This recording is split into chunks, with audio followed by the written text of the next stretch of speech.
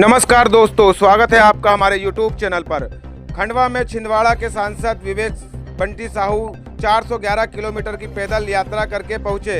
अवधूत संत श्री दादाजी मंदिर पहुंचकर किए दर्शन। मध्य प्रदेश के खंडवा में मंगलवार दादाजी धूनी वाले मंदिर पहुंचे। इस बीच मीडिया से रूबरू होकर कहा, आज़ादी के बाद कांग्रेस और कमलनाथ के गढ़ से जीत पर उन्होंने इसे प्रधानमंत्री नरेंद्र मोदी और प्रदेश के मुख्यमंत्री श्री डॉक्टर मोहन यादव और छिंदवाड़ा के देवतुल्य कार्यकर्ताओं को इसका श्रेय दिया।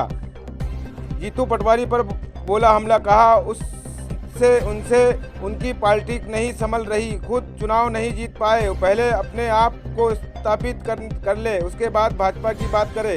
कहा कि देश में इन दिनों चुनाव आयोग की कार्यशैली पर विपक्ष सवाल उठा रहा है। इसको लेकर छिंदवाड़ा सांसद विवेक साहू ने कहा कि कांग्रेस के पास कुछ नहीं है, इनकी राजनीति रीति ने ही इनको बर्बाद कर दिया है। देखें हमारी ये रिपोर्ट, क्या कहा छिंदवाड़ा सांसद विवेक बंटी साहू ने।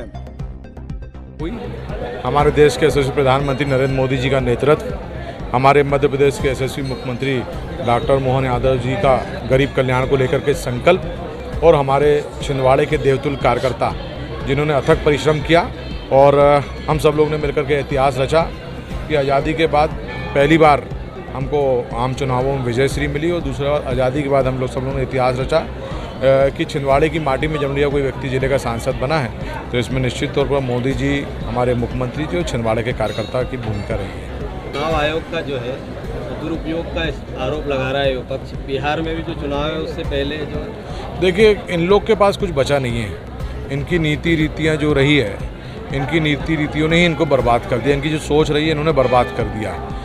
मोदी जी के लिए, भारतीय जनता पार्टी के लिए, हमारे लिए राष्ट्र प्रथम है और इन लोग के लिए कांग्रेस हो या अन्य दूसरे लोग, इनके लिए परिवार प्रथम है। तो जब परिवार प्रथम की ओर जाते हैं तो इसी तरीके से गर्त में जाएंगे, आगे और गर्त में जाएंगे, क्योंकि इनके पास कुछ बचा नहीं है। इसलिए ये दूसरों पर दोषारोपण कर रहे हैं। जीतू पटवारी लगातार जो है सरकार पे हमलावर है, वो कहीं ना कहीं भ्रष्टाचार और इस तरह के आरोप लगा रहे हैं। जीतू पटवारी जी खुद चुनाव नहीं जीत पाए, उनसे उनकी कांग्रेस नहीं संभल रही, उनसे उनके लोग, उनके नेता उनके बैठकों में नहीं आते हैं, उनकी बात नहीं मानते हैं। पहले वो अपने परिवार में या अपने अंदर ही तो अपने आप को स्थापित कर ले कि वो कांग्रेस के प्रदेश अध्यक्ष हैं, फिर उसके बाद भारतीय जनता पार्टी के लिए बात करें।